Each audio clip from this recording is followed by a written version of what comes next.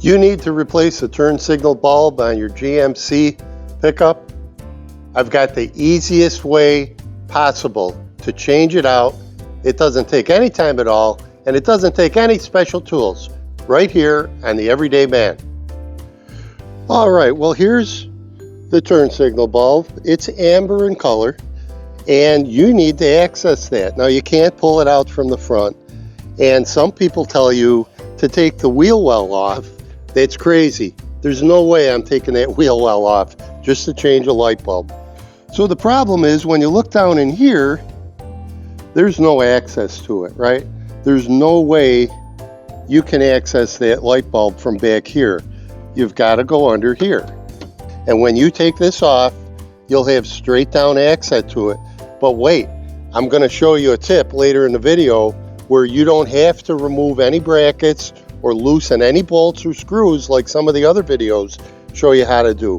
My way is going to take you less than a minute to get that bulb out. All right, to gain access to the light bulb, what you have to do is remove these buttons on your plastic shroud that covers the front above the radiator. When you take this off, you'll have access to that light bulb. Let me show you how easy it is, right? So you have this two-piece fastener. It's got a button in the middle of it and then the hold down around it. And you'll see what it looks like when I take it out. So just use your screwdriver. You want to be very careful here. Just pry up and you'll hear it kind of click, right? And you can pry it up just a little bit like that.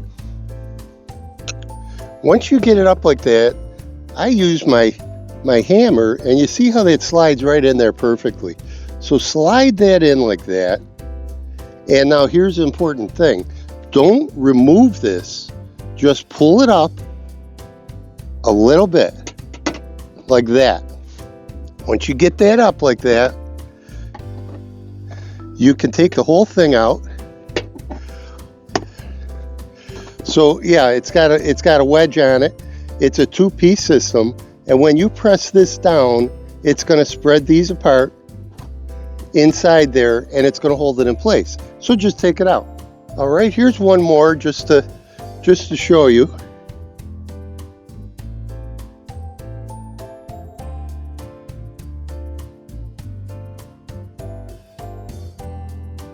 Once you have them all up, watch how this comes off. It's so easy. Look at that. So now you have access down where you need to get. And when you look at the space, it's incredibly small. I don't know why they designed something like this, but they did. So let's take a look at it in a close-up. So again, here's where the light bulb is. So if you look straight in, you can see we want to be right in this little triangle here. All right, so this, my friends, you can see how far down that is. That is the turn signal bulb socket. Now the interesting thing about this design, there are no wires to disconnect on this socket. And I'll show you that when we take it out. You can see there's a tab here. Okay, so these are the only tools you're going to need. I've got a pair of needle nose pliers I picked up at Harbor Freight. That's just a very small, in the middle, it's a very small crowbar. Any kind of a screwdriver with an angled tip like that will work just fine. Okay, so there you see, I'm going to stick this in under that tab and give it a little tug. Oops. All right, you see how it's moving? There we go. So we loosened it up so it's almost straight up and down. Okay, so this is the point where you want to hold on to that with the needle nose, right? So I'm going to put the needle nose on it and I'm going to hold it so that no matter what happens, I don't drop it. And then I'm going to continue to rotate it until right there, that was real quick, it's straight up and down. Now I'm squeezing pretty good on the needle nose so I don't drop it like I told you. And here it comes. We got it out, right? Now that was pretty easy. All right, by the way, the reason this works with no wires is it has these little prongs. There's one there, that metal prong, and there's another one there. Those two prongs press against a ring that has the two. If you had wires, those would be the wires, but this doesn't use wires. It just uses those two prongs. Kind of a crazy idea, but I guess it works. The nice thing about this is you don't have to remember the orientation and where to find it. When this tab is straight up and down, it's going to slide right in, and that's what you need to know. So we're going to put this right back on here. There we go. There we are. Okay, got it in. Not all the way yet. And there it is. Before you let go with the needle nose, push on it with the screwdriver. There we go. See how that works? Good. So now I'm going to push on it with the needle nose just to hold it in the hole. And then I'm going to rotate it.